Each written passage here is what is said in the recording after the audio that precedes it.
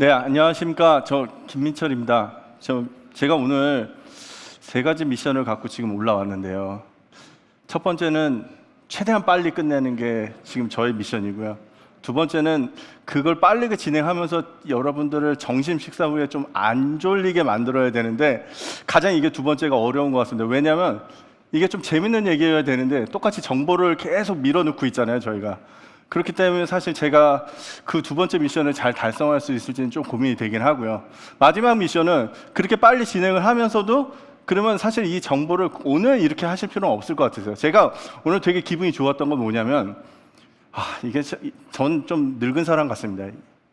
역시 사람을 만나야지 정상이지 그 메타버스 저는 아닌 것 같습니다. 역시 사람을 만나는 게 좋고 그다음에 이 76층이 참 좋네요. 저는 이게 76층이 이렇게 좋은지 몰랐는데요. 아침에 이걸 딱 왔더니 전 산을 되게 좋아하는데 산에서 이제 아침에 일어나면 정상에 구름이 쫙 깔리거든요.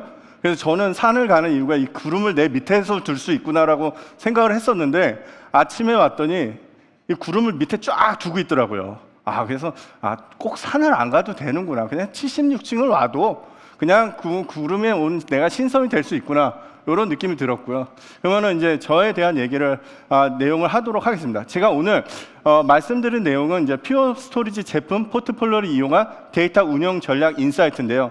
제가 세 꼭지로 말씀을 드릴 거예요. 첫 번째는 퓨어 스토리지 제품 포트폴리오에 대한 얘기를 말씀을 드리고 그 다음에 그걸 갖고 데이터 운영 전략 인사이트에 대해서 말씀을 드리는 방향이 될 거고 마지막으로 그거에 대한 사례인데 오늘 바로 앞에 들으신 분이 지금 설명하신 분이 사실은 포트폴리오에 대한 제품을 갖고 고객한테 적용을 한 거예요. 지금 플래시 블레이드를 갖고 S3 오브젝트를 만들었고 그 다음에 포트웍스를 갖고 컨테이너로 해서 데이터를 어떻게 크런치할 건가에 대한 거를 모두 설명을 한 거예요. 그래서 사실 퓨어 스토리지 두 가지 제품을 갖고 사례를 설명했는데요. 저는 퓨어 스토리 제품 전체에 대한 포트폴리오에 대해서 말씀을 드리도록 하겠습니다. 그래서 첫 번째 이제 포트폴리오 전략을 얘기하는데 나머지 장표는 사실 제가 되게 빨리 넘어갈 거예요. 왜 앞에서 이렇게 많은 얘기를 하면 사실 장표가 좀 많긴 합니다. 그렇지만 그걸 다 설명하지는 않을 거예요. 지금 제가 말씀드리는 게 차라리 더 나을 수도 있어요.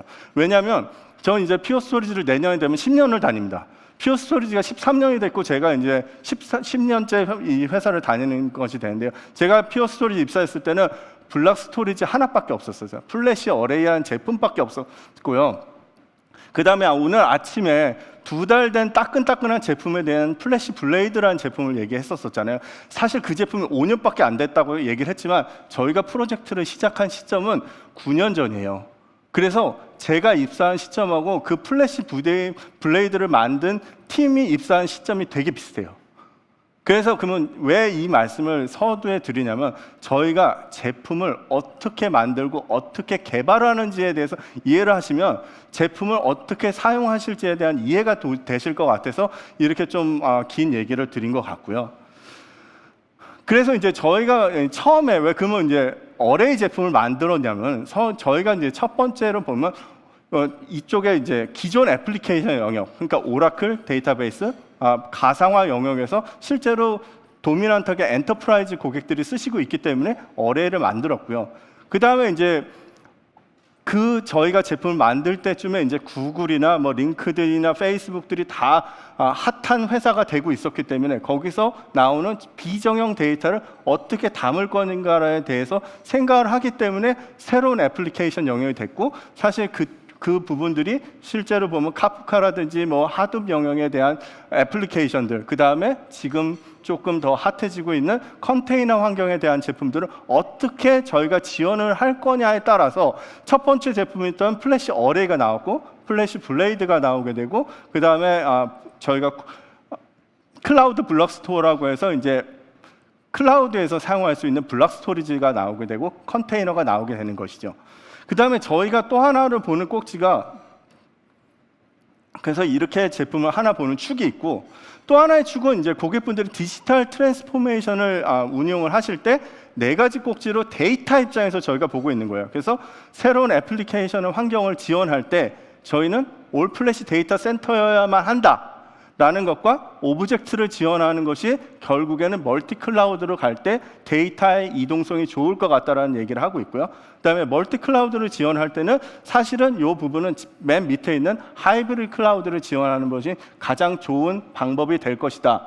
그다음에 이제 데브옵스 환경에서 저희가 생각하는 건 개발자 중심으로 인프라를 어떻게 배포할 수 있는가 라는 부분에 대해서 고민을 하면서 이제 제품을 만들게 되는 것 같고요. 그다음에 맨 마지막에 이제 데이터를 할 때 어떻게 하면은 저희가 데이터를 쉽게 크런치할 수 있는 플랫폼을 제공할 것인가, 이러한 앞에 봤던 애플리케이션 영역과 그다음에 디지털 트랜스포메이션에서 데이터가 가치를 가지고 지금 제품을 개발한다고 보시면 될 것 같습니다.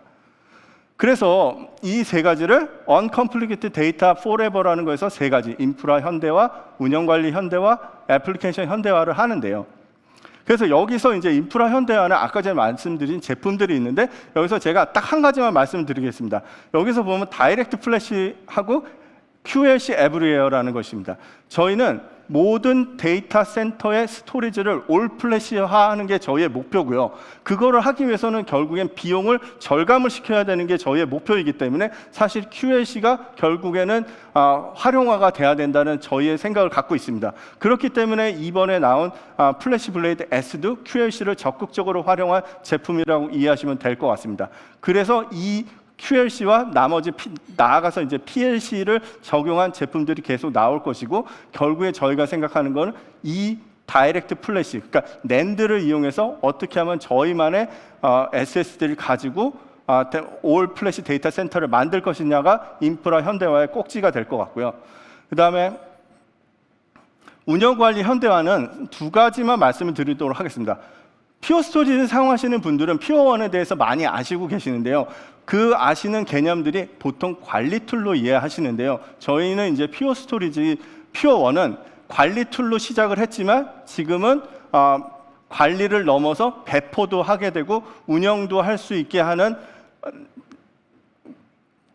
통합 포탈 툴이 될 것이고요. 그 다음에 퓨어 퓨전이라는 게 오케스트레이션에서 퓨어 스토리지를 사용하시면 그거를 자동화하게 스토리지에 자동화를 할 수 있게 하는 솔루션이라고 보시면 될 것 같습니다.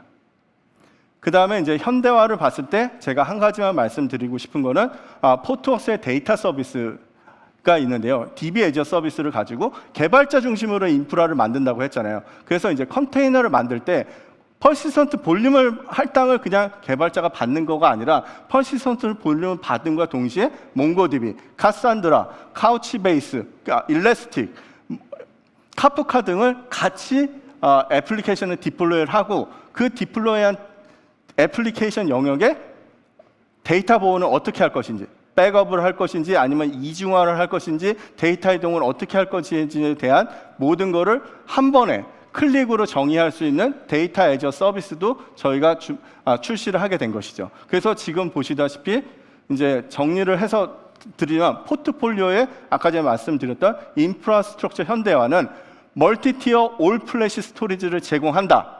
그 다음에 두 번째로 운영관리 현대화는 스토리지 자동화를 통한 클라우드형 스토리지 서비스를 제공한다. 그 다음에 마지막으로 하이브리드 클라우드 기반 진정한 애플리케이션 이동성을 보장하는 제품들로 고객들한테 제공을 하고자 한다라는 것으로 퓨어 스토리지 포트폴리오에 대한 얘기를 마치도록 하겠습니다.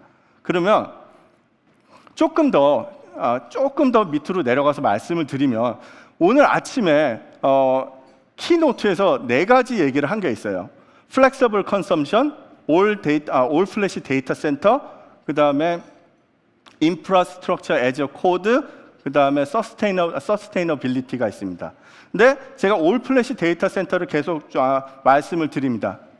여기서 옛날에 이렇게 전통적인, 지금도 이렇게 쓰고 계세요. 그냥 프라이머리 스토리지 보면 티어 1 All SSD 스토리지 사용하고 계세요. 티어 0나 티어 1, 티어 2, 티어 1이나 티어 2는 이제 뭐 하이브리드 SSD와 SATA를 혼용한 모습, 그다음 티어 2는 SATA, 이런 모습을 운영하시고 디스크 백업을 받으시면서 테이프 소산, 여전히 이것이 많이 운영이 되고 있습니다. 근데 저희가 주창하는 모습은 뭐냐면, 가운데 보시는 것처럼 올 플래시 허브를 만드는 겁니다. 티어 1, 티어 0, 티어 1, 티어 2 모두 저희는 올 플래시로 가자는 것이죠. 근데 그러려면 고객들이 생각하시는 코스트에 대한 부분을 저희가 다운을 시킬 겁니다. 그래서 저희가 도입한 것이 QLC 드라이브고, 그거에서 용량장 단가를 최대한 낮출 수 있기 때문에 결국에는 올 플래시 허브를 만들 수 있을 거라는 게 저희의 생각이고, 그 다음에 맨 위에 제가 써놓은 게 있어요. 고객분들이 데이터를 그래 우리 요즘 올 플래시 써. 근데 올 플래시를 쓸 때 보시면 그냥 SSD를 많이 쓰시고, 올해부터는 모든 벤더사들이 올 NVMe예요. 하지만 퓨어 스토리지는 3년 전서부터 올 NVMe 스토리지였었거든요. 올 NVMe 플래시를 가져가야지만 레이턴시를 줄일 수 있고, 결국엔 고객분들이 원하는 성능을 만족시킬 수 있는 올 플래시 데이터 센터를 티어 2에서도 만들 수 있다는 것이죠. 저희의 QLC는 올 NVMe입니다. 그 다음에 마지막으로 말씀드린 게 올 NVMe 플래시 백업인데요. 제가 이제 이 백업을 처음에 썼던 이유가 있습니다. 제가 나중에 설명드릴 거에는 백업이라는 표현을 쓰지 않고 다른 용도로 말씀을 드릴 거예요. 그래서 올 플래시를 프라이머리 스토리지 영역뿐만이 아니라 백업 영역에서도 모두 올 플래시로 가셨으면 좋겠다라는 것으로 저희가 말씀을 드립니다. 그래서 그거에 대한 효능은 뭐냐면, 첫 번째는 고객이 가져가신 효능은 일관된 성능, 두 번째는 집적도. 이게 요즘 고객사들을 만나면 전력 상면 얘기를 하는데, 전력 상면 얘기가 좀 안 먹힐 때는 있는데요, 집적도에 대한 얘기가 먹힐 때가 꽤 있더라고요. 왜냐하면 데이터 센터를 지었는데 또 공간이 없어서 또 데이터 센터를 짓는데요. 그러니까 사실은 전력 상면의 비용은 올해부터는 좀 중요해질 것 같아요. 왜냐하면 에너지에 대한 위기가 많이 오기 때문에 데이터 센터의 전력에 대한 공조 비용에 대한 것들이 이제 올해부터는 고민이 되겠지만, 기존에 봤을 때 고객분들이 많이 생각하시는, 공감을 하시는 부분은 집적도를 줄이는 장비에 대해서 굉장히 공감을 하시더라고요. 그다음에 이제 아까 전에 말씀드렸던 전력 상용 비용에 대한 얘기를 하고요. 그다음에 이거에 대해서는 아마 보신 분들도 있을 거예요. 지금 이제 어레이에 대한 비교를 한 결과인데요. 제가 170을 가져온 게, 170이 저희 어레이의 가장 최상위 제품인데, 그 제품을 다른 경쟁사의 최상위 제품과 비교를 했을 때 전력과 에너지 소비, 온실가스 배출량을 80% 줄일 수 있다라는 저희의 연구 결과고요. 그 다음에 이제 플래시 블레이드 S라는 제품을 봤을 때 집적도가 기존의 장비 대비 2배가 집적도가 늘었고, 그러니까 기존의 장비가 하나를 1펩타에 4U의 1펩타를 갖고 있다면 지금 5U의 2펩타를 수용할 수 있고, 그 다음에 그 집적도가 높아졌지만 전력 사용량은 반으로 줄었고요. 공조 비용은 30%가 덜 사용되는 것이에요. 그래서 이제 제가 조금 더 자세한 사례 내용을 한번 얘기해 볼까 합니다. 스토리지 영역으로 한번 넘어가 볼까 합니다. 스토리지 영역으로 넘어갔을 때, 이거는 아주 그 아세안, 저는 이제 사실 한국으로 일을 하는 사람은 아니고, 제가 이제 맡고 있는 지역이 아지안하고, 그 아지안은 그 말레이시아, 싱가포르, 태국, 베트남 있습니다. 그 아지안이라는 그 연합 있잖아요. 거기하고 그레이트 차이나, 타이완하고 코리아를 맡고 있는데, 거기 보면 매니팩처링 고객들이 많잖아요. 그래서 그러다 보니까 이 컨설팅 하다 보면 이런 얘기가 많이 나오게 됩니다. 그래서 이제 보시면은 이제 저희가 이제 그림을 봤을 때 제조 설비에 보면 한 이 5단계의 레벨이 있게 되죠. 근데 이제 저기서 봤을 때 고객분들이 저희가 보는 입장에서 봤을 때는 이렇게 이제 5가지로 유형을 보게 되는 거죠. 설비 데이터, 그러니까 이제 설비가 진행되면서 온도, 그 다음에 뭐 습도, 그 다음에 전력량이, 이게 일관되게 전력량이 안 들어오면 제품에 불량이 나거든요. 그래서 전력량 하는 거, 그런 것들을 다 IoT 데이터를 떨고요. 그 다음에 이제 저희가 보시는 이제 공정 관리에 대한 부분들은 사실 공정을 계속 움직여야 되기 때문에, 보통 2436으로 움직여야 되기 때문에 고가용성인 티어 1이나 티어 제로로 이제 하고 있고, 그 다음에 그 데이터들이 옛날에 이동하기 전에 이제 검수를 하는데, 그 데이터들을 또 검수한 데이터들을 zip 파일 형태로 옛날에 떨구기만 하셨었어요. 그냥 언제는 쓸지 모르니까 그 불량률에 대한 검사를 하던 모든 데이터들을 모아서 zip 파일을 묶어서 그냥 떨궈서 저장만 하고 있었는데, 요즘은 그 zip 파일들을 집으로 안 하고 결국엔 데이터 레이크를 만들어서 결국엔 수율 분석을 하시더라고요. 레이크로 해서 지금 이제 구독 형태로 해서 그러면 니네가 생산 라인 과정 중에 불량이 난 건 이렇기 때문일 거야라는 걸로 이제 AI 트레이닝을 한다는 것이죠. 그 다음에 위로 올라가면 이제 결국에 이제 최종 산물에 대한 수율, 그 다음 왜 불량이 났는지 이것들을 보게 되는데 그것들을 이제 저희가 올 플래시로 봤을 때 유형 5번 같은 경우에 QLC인 플래시 어레이 C로 가시면 될 것 같고, 그 다음에 이제 데이터 레이크 같은 경우에 플래시 블레이드로 AI 트레이닝을 하시면서 불량률을 잡으면 되는 것이고, 그 다음에 고가용성은 어레이로 하면서 생산 관리를 하시면 된다. 그 다음에 위에 가서 있는 고성능 데이터, 다차원 데이터 분석은 여기다가 이제 저희 SCM 메모리를 넣은 걸로 해서 더 빠른 데이터베이스를 운영하실 수 있다라는 것이고요.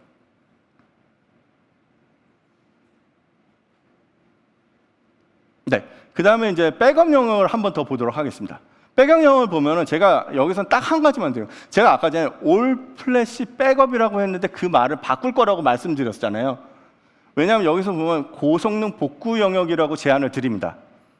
그게 무슨 얘기냐면, 야, 너 왜 이제서 와서 우리는 백업을 되게 잘 받고 있고 왜 내가 이 돈을 투자했는지 잘 모르겠어. 그리고 왜 이 시점에 퓨어 스토리지는 백업을 왜 올 플래시로 하라는 거야라는 되게 많은 이 고객들의 저항감을 받고 있습니다. 근데 왜 지금이냐면은 랜섬웨어에 대한 얘기들이 굉장히 많이 나오고 있습니다.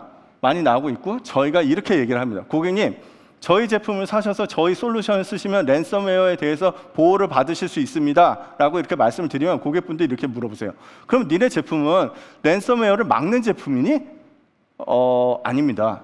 랜섬웨어를 막진 못해요. 그럼 내가 왜 이 많은 돈을 주고 사야 돼?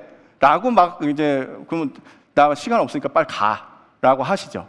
근데 최근에 2번의 저희가 그때는 만났을 때 고객분들이 다 스토리지나 인프라 담당자였는데 최근에 저희가 우연치 않게 시소를 만났었어요. 시큐리티 담당자를 만나는데 이 얘기를 했어요. 근데 그러면요, 혹시 랜섬웨어 어택을 당하셨어요. 근데 그 다음에 어떻게 하세요? 그랬더니 나는 랜섬웨어를 막는 데는 고민을 해봤는데 랜섬웨어를 당한 다음에 내 데이터가 암호화가 된다면 사실 생각해 본 적은 그렇게 많지 않은 것 같아요. 그럼 어떻게 하실 거예요? 그러면 돈을 내실 거예요? 그러면 나는 테러범하고 협상하진 않아. 그러면 어떻게 하실 거예요? 그러면 글쎄 이렇게 된 거예요. 저희 제품은 뭐냐면 여기서 이제 시작이 되는 거예요. 얘기가 왜 고성능 복구냐면 저희는 세이프 모드라는 것이 있어서 사실 데이터 암호를 그 해커가 암호화를 할 수 없는 솔루션이 있어요. 그 다음에 그걸 갖고 복구를 할 수 있어요. 근데 그 복구를 디스크로 되어 있는 애를 복구를 시작하면은 하루가 걸릴지 일주일이 걸릴지 모른다는 거죠. 얘로 복구를 하면은 3시간 만에도 복구를 할 수가 있어요. 자, 그러면은 나 돈 안 낼 거야. 나 그냥 지금 있는 데이터를 복구할게. 라고 했을 때 그러면 시간이 얼마나 걸리냐? 일주일이 걸릴 거냐? 3시간이 걸릴 거냐로 했을 때 이건 자동차 보험하고 같은 거예요. 저희가 차를 빌렸을 때 사실 보험 사고 안 날 것 같잖아요. 자동차 렌트할 때 그 보험 비용이 굉장히 크잖아요. 근데 사고가 나고 나면 사실 보험 비용은 되게 작은 금액이 되는 거잖아요. 생각을 바꿨을 때 랜섬웨어를 했을 때 보통 고객분들이 내는 금액이 1밀리언이래요. 100만 불을 내야 되는데 이 제품을 사면은 180K밖에 한 1억 8천 정도 하거든요. 12억을 내실, 13억을 내실 건지 1억 2천에 10배, 10분의 1의 가격을 갖고 이 제품을 갖고 복구를 할 수 있다는 것이 하나의 큰 장점이기 때문에 이거를 롱텀으로 가시라는 게 아니라 30일 가지고 가시고 나머지는 이렇게 클라우드나 테이프로 백업을 받으시면 됩니다 라는 게 제가 지금 얘기하는 것이고요. 네, 그래서 그 다음에 이제 지원하는 이제 올 플래시에 대해서 말씀을 드렸고 이제 코드형 인프라스트럭처에 대해서 말씀을 드리도록 하겠습니다. 그래서 이제 라이프 사이클을 보시면 제가 요청을 하고 설계, 구매, 구성, 변경을 하는 게 보통 스토리지의 라이프 사이클이고 거기에 많은 인력들이 들어가게 됩니다. 그런데 저희는 퓨어 퓨전이라는 오케스트레이션을 만들어서 무엇을 하냐면 SLA 베이스로 정책을 수립하시고 그거에 따라서 클래스를 정의해서 결국엔 스토리지를 배포하는 것이죠. 그러면 결국에는 인력이 요청을 해서 한 명의 요청을 통해서 그냥 자동화해서 이제 스토리지가 배포가 되는데요. 그거에 대해서 조금 더 말씀을 드리고자 한다면, 요청을 하면은 제가 퓨전이라는 오케리스 툴이 받아서 저희가 어떻게 하냐면은 SLA를 우선 이해를 한 다음에 SLA에 맞게, 그러니까 퍼포먼스 SLA, 뭐 가용성 SLA에 맞춰서 저희가 클래스를 만들게 되죠. 그래서 클래스를 만들어서 용량 베이스의 SLA인지 아니면 퍼포먼스를 세 가지로 해서 퍼포먼스, 플래티늄, 울트라로 나눠서 만들게 되기도 하고요. 그래서 실제로 그 다음에 이제 볼륨을 배포하면서 그 볼륨을 배포한 것이 로컬 스냅이 필요한지 아니면은 이중화로 다른 지역에 또 다른 카피범이 필요할지 그것까지 다 고려해서 자동으로 배포를 할 수 있게끔 하는 솔루션이 되는 것이고, 이게 왜 서스테이너빌리티가 되냐면 아까 전에 말씀드렸다시피 퓨어 스토리지 모두 올 플래시를 제공하기 때문에 결국에는 환경 온실가스를 줄일 수 있기 때문인 것이죠. 조금 더 자세하게 이 현물적인 모습으로 보면 결국에는 소비 주체에 있는 사람들이, 결국에는 애플리케이션 담당자들이 저희가 이제 SLA를 가지고 결국에 이제 온프레미스의 리전의 어베일러빌리티나 뭐 클라우드 어베일러빌리티 존을 만들게 되는 거죠. 그래서 대부분은 이제 소비 주체만 있게 되고 운영자는 한두 명 갖고 이제 이거를 자동화해서 운영할 수 있다라는 게 인프라 에이전 코드를 퓨어 스토리지 입장에서 제공하는 솔루션이다라고 이해하시면 될 것 같습니다. 그다음 이제 포트폴리오를 봤을 때 어떻게 하면 포지셔닝이 지금까지 되고 있는지에 대해서 조금 말씀을 드렸고요. 그래서 티어 2나 이제 로우 코스트는 플래시 어레이 C, 그 다음에 로우 레이턴시나 아니면은 성능을 요하는 것은 플래시 어레이 X나 XL, 그 다음에 HPC 영역이나 AI 영역에서는 플래시 플래시 블레이드 S를 사용하시면 되고, 그걸 모두 아우를 수 있는 소프트웨어 디파인 스토리지인 포트웍스가 있을 것이다라고 말씀을 드리겠습니다.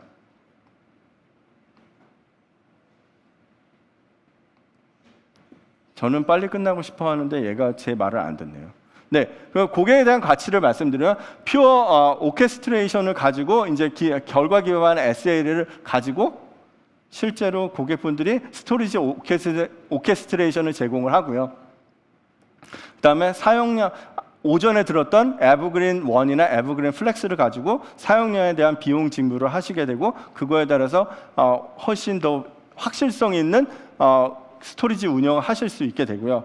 마지막으로 올 플래시 데이터 센터를 가지고 단순하게 제품을 만들어 나가실 수 있다라는 것 같고, 이제 포트폴리오에 대한 설명을 마치고 애플리케이션 사례에 대해서 한번 얘기를 해보고자 합니다. 지금 이제 많은 부분들이 이제 데이터베이스나 아니면 VS에 대한 VDI에 대한 얘기는 많이 들으셨을 것 같은데, 제가 오늘 가져온 사례는 조금 재밌는 내용을 가져와 보고자 이 내용을 가져왔습니다. 이제 이 애플리케이션, 이 사례를 가져온 이유는 또 하나가 있습니다. 디지털 트랜스포메이션을 하면서 고객분들이 그러니까 애플리케이션을 굉장히 개발을 많이 하세요. 왜냐하면 비대면을 해야 되니까. 비대면을 하기 위해서 애플리케이션 개발을 굉장히 많이 하는데, 애플리케이션 개발을 할 때 어떻게 하면은 시장에 빨리 제품을 출시할 수 있겠냐라는 것에서 보이는 관점이 두 가지가 있을 것이에요. 왜냐하면 빌드 환경, 개발자 환경을 최대한 빠르게 배포할 수 있는 빌드 환경을 만들 수 있느냐라는 게 첫 번째일 것 같고요. 제가 오늘 말씀드리고 싶은 거는 뭐냐면은 그 빌드가 된 것들을 테스트를 계속 돌리잖아요.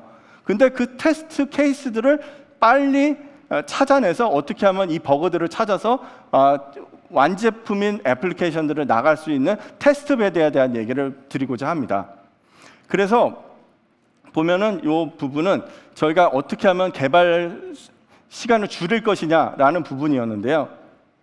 제가 넘어가도록 하겠습니다. 지금 말씀드렸지만 아까 전에 그 개발 라이프 사이클에서 지금 테스트, 요 빨간 부분에 있는 부분에 대해서 조금 말씀드리도록 하겠습니다. 네, 그래서 저희가 이제 코드들이 들어오게 되면은 빌드를 하게 되면 아티팩트가 생성이 되는데, 아티팩트라고 하면은 소프트웨어 개발 프로젝트 단계에서 뭐 UML 다이어그램이라든지 아니면 소스라든지 그다음에 라이브러리 실행 파일이 되는데, 여기서는 제가 간단하게 이제 라이브러리랑 실행 파일만 하게 됩니다. 그래서 저희의 소스가 변경이 되면은 결국에는 그거에 변경된 테스트 플랜들이 나오게 되고, 그다음에 그 라이브러리를 테스트 베드로 밀어넣게 되죠. 그렇게 돼서 보면은 이제 저희가 고객사 환경을 안 가져왔어요. 보통 이걸 갖고 저희가 많이 설명을 드리는데, 왜냐하면 저희도 똑같이 제품을 만들고 개발을 하기 때문에. 그래서 이제 이 사례를 갖고 다른 개발 환경에 똑같이 적용을 하시면 될 것 같으세요. 그러면 저희 같은 경우에 이제 이 플래시 블레이드를 개발할 때 보면은 하드웨어 모듈들이 있고 펌웨어가 있고 그거를 연동하는 소프트웨어들이 있을 거잖아요. 그러면 저희가 만약에 어떤 걸 모듈을 개발해서 그거를 연동을 하게 되면 그게 프로토콜에 따라서 어떻게 반응을 하는지에 대해서 다 이게 생성이 되거든요. 그러면 이 테스트를 하면서 나오는 로그들이 보통 초당 500만 개의 로그가 쭉 떨어져요. 그러면 이 로그를 분석을 해야 되잖아요.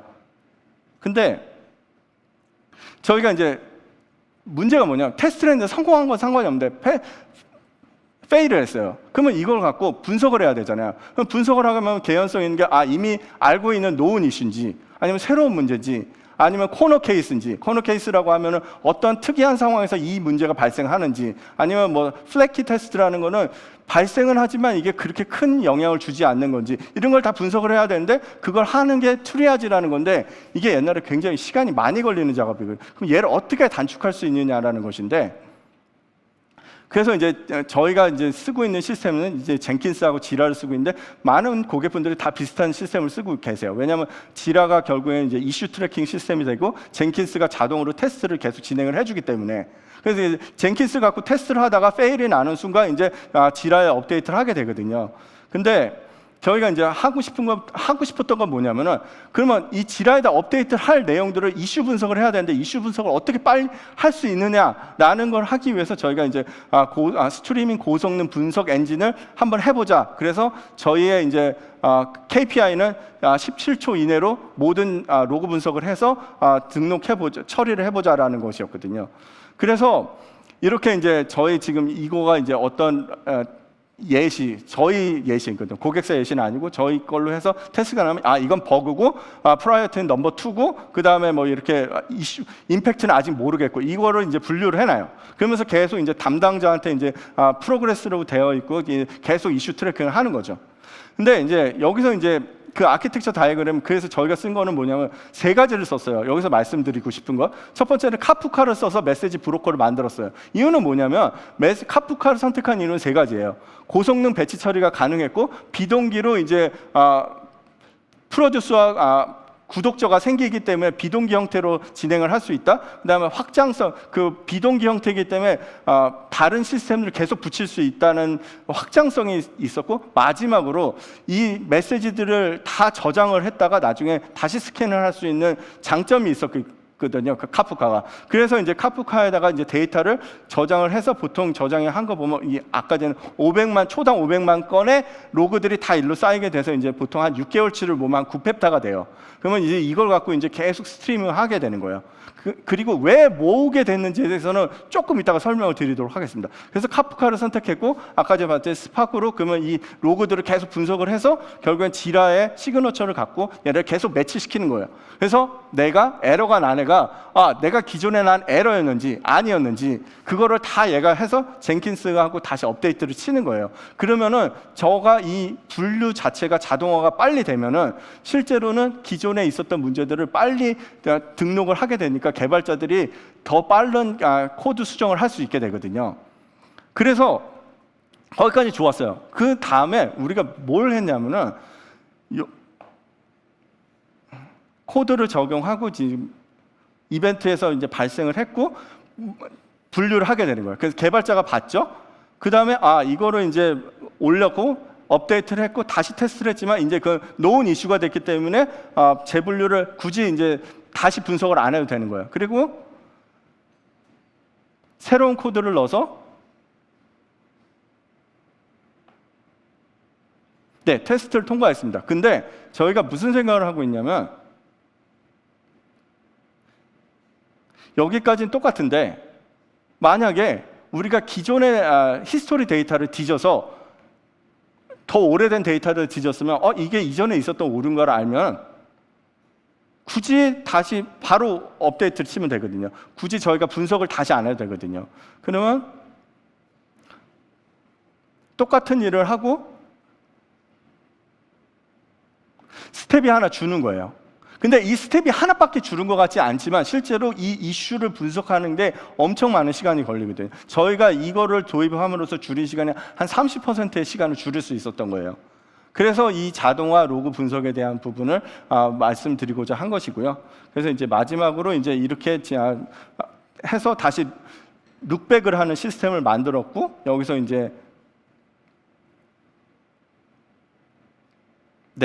다시 실패한 체이스를 찾게끔 만드는 시스템을 다시 시도. 그래서 저희가 고성능 스토리를 두고 빨리 패럴렐하게 데이터를 찾아내기 위해서, 그래서 보통 이게 걸렸고 그 다음에 이거를 다시 업데이트를 치게 되는 그런 모습으로 해서 이제 룩백 시스템을 하나 더 만든 거예요. 그래서 이제 말씀을 드렸고요. 그래서 이제 지금 말씀드린 게 애플리케이션 개발해서 테스트해서 로그 분석을 어떻게 하면 빨리 할 수 있어서 그러면은 이슈를 빨리 해결할 수 있는지, 그러니까 그 부분에 맞춰서 저희가 만든 시스템은 카프카하고 그다음에 스파크를 이용해서 그다음에 이제 플래시 블레이드를 갖고 실제로 로그 분석을 빨리 할 수 있게 하는 그 시스템을 만들어서 저희가 제품 코드를 빨리 만들게 되었다. 그리고 사실 이거를 똑같이 적용하시는 고객분들이 있지만 그거는 이제 컨피덴셜하기 때문에 공유를 할 수 없어서 저희 사례로 말씀을 드렸습니다. 네, 지금까지 제가 말씀을 드렸고요. 제가 한 가지 결국엔 페일을 했네요. 시간을 10분을 단축하고자 했지만 제 시간을 다 썼네요. 하여튼 지금까지 들어주셔서 감사합니다.